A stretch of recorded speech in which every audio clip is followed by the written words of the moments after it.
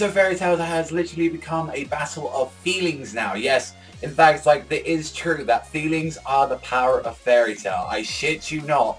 Both of these people right now, Natsu, Grey, Amagi, you know, the villains and all that, they've been fighting on, like, feelings. Anger, rage, greed, lust. It's like all this stuff, you know, the 7 sins like that you can have are pretty much feeding their anger, feeding their magic, as it is, or the opposite side of Fairy Tail. So this fight pretty much continues. Like, there's really, honestly, like, not much I can explain too much about this chapter. Pretty much, like, it's literally just the fight continuing. Like, they're literally going in. Natsu and Grey are, like, punching the shit out of him, using his magic and stuff like that. And we see, you know, some of Grey's new moves and all that. I believe that, like, the enhanced version of this Geer, which actually looked pretty sick, with just this giant ice pillar or something that just came out of the ground. And this was very showcasing that, you know, Grey is, like, on that level right now. Like, yeah, against a Demon Slayer, he's extremely powerful. But I'm guessing still against Natsu or something, like, of the matter, like, yeah, he has a huge power up, but I think the other one against Natsu again, he probably couldn't win and all that. But I'm wondering if this is, hopefully isn't going to be like a little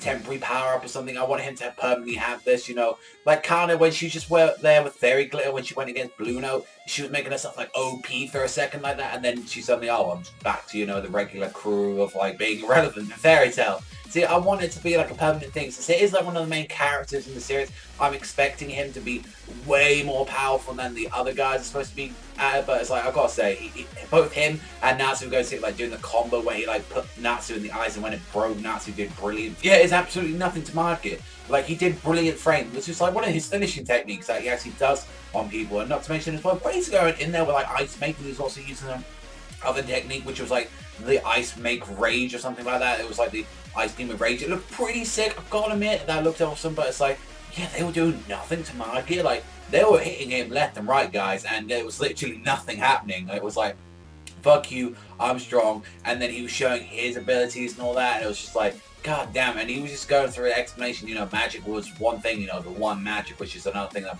we still wanted to be explained from. And, you know, Lucy did say that her, like, theory on it was that, it started from love and stuff like that. And it just separated, it just created its own different things. And when he just said, like, explained to us, like, the curse is how they work as negative feelings.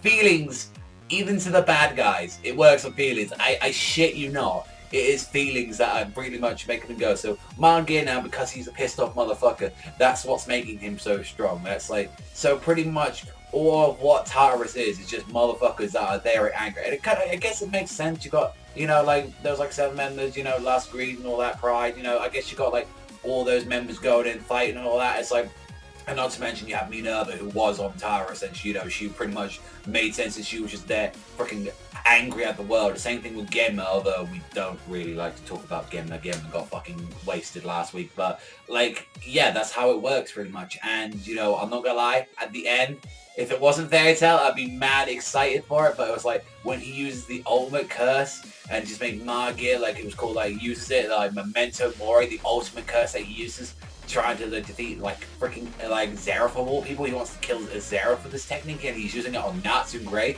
and you just see the entire area just like blow up, and he's just like bowed down to me. I just love that page where you just see nothing but just pure like white, just like explosion, and he's just there standing there like a complete and utter badass. And I'm like, Manga is making himself up there that he's not a villain to fuck around with.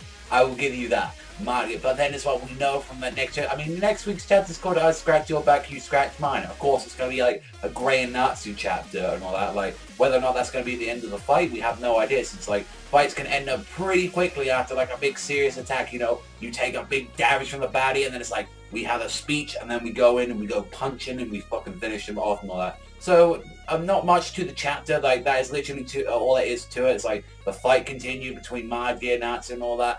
Again, explanation about the curses, and pretty much we saw his ultimate technique at the end, and it just looked badass. But unfortunately, we know that they're going to get up. We know that they're not going to take any serious damage from it, and yeah, that's pretty much. But regardless of all that stuff, I had fun with this chapter for the most part and all that. It had some really cool moments, but nothing that was like, oh my god and all that. And it's literally that last page. I mean, it's like, come on, we know we're going to get up in the next chapter. We know it's going to be them. But yeah, it did have some good stuff. It was very entertaining. So I'm going to give this one a 6 out of 10 this week for Fairy Tail. I really did enjoy most parts and all that. But it's like, yeah, we kind of know what's going to happen next week, you know. But That's all I'm pretty much saying about it. But that's all for me. So thank you for watching as always, and I'll see you guys next time.